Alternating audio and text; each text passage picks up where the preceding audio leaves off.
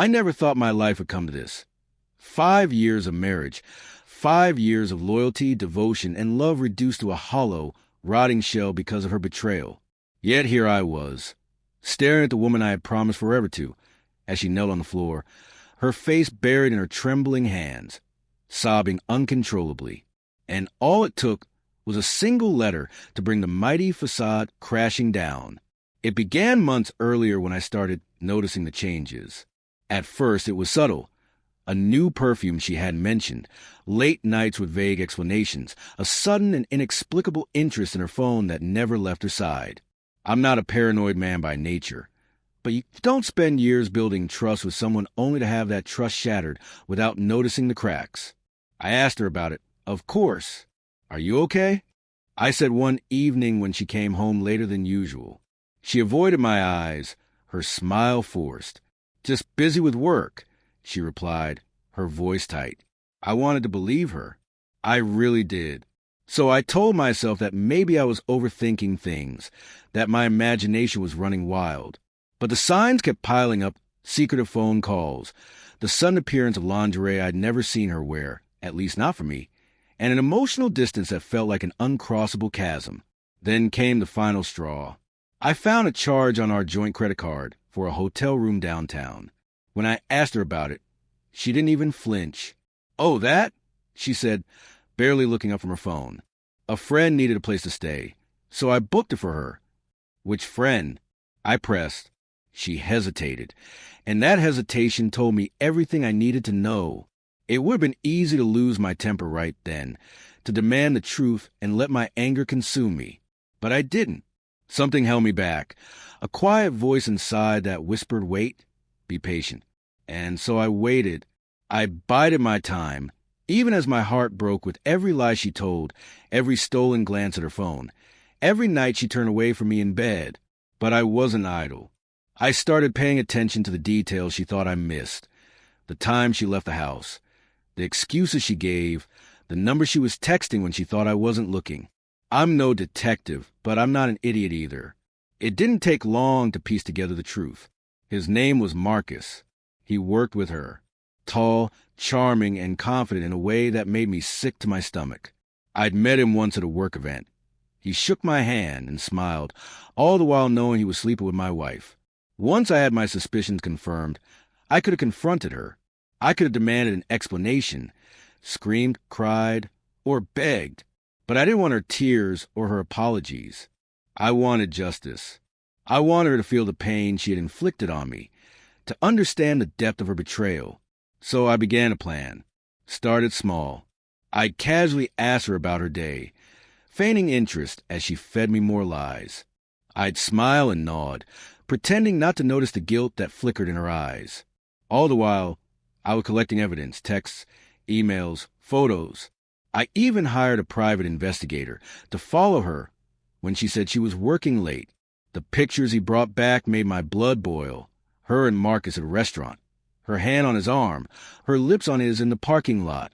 I kept everything, every text, every receipt, every photograph.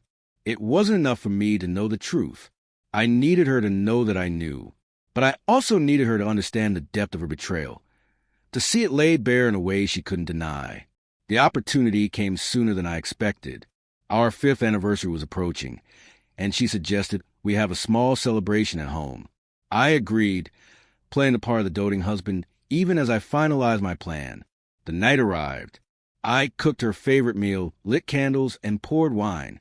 She seemed nervous, fidgety, as if she knew something was off but couldn't quite place it. I handed her a gift, a small box tied with a red ribbon. "What's this?" she asked, her voice shaky. "Open it," I said, my smile never wavering. Inside was a folded letter. She frowned, pulling it out and unfolding it. Her eyes scanned the words, her face going pale as the realization dawned. It wasn't just a letter, it was everything. The text, the photos, the receipts, printed and laid out in excruciating detail. And at the bottom, a simple note from me. "I know." She looked up at me, her eyes wide with panic. "I can explain." "Don't," I said, my voice calm. "There's nothing you can say that will undo what you've done. She opened her mouth to argue, but no words came. Instead, she sank to her knees, the letters slipping from her fingers as she buried her face in her hands, sobbing. For a moment, I felt a flicker of pity, but only for the man I had been, the man who had loved her unconditionally and believed she loved me in return. I didn't shout. I didn't cry. I simply stood there, watching her fall apart, my silence louder than any words could have been. When her sobs finally subsided, I spoke. "You made your choice," I said. "Now it's time for me to make mine."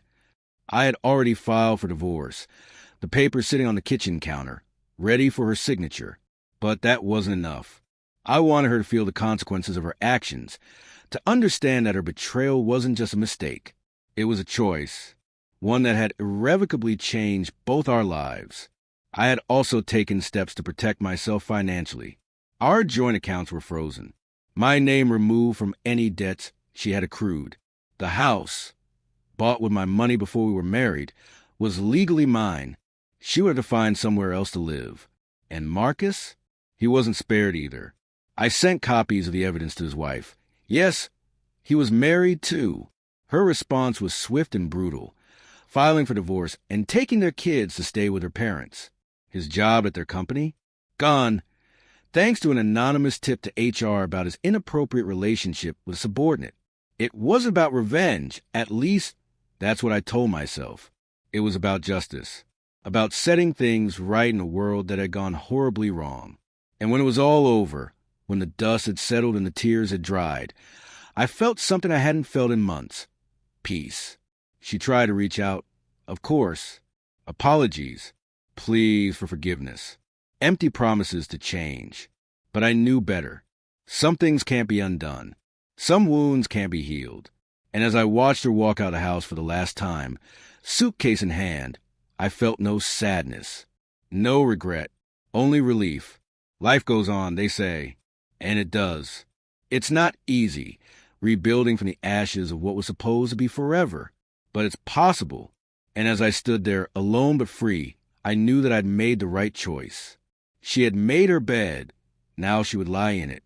And I would move forward one step at a time, knowing that I had done what I needed to do to reclaim my life.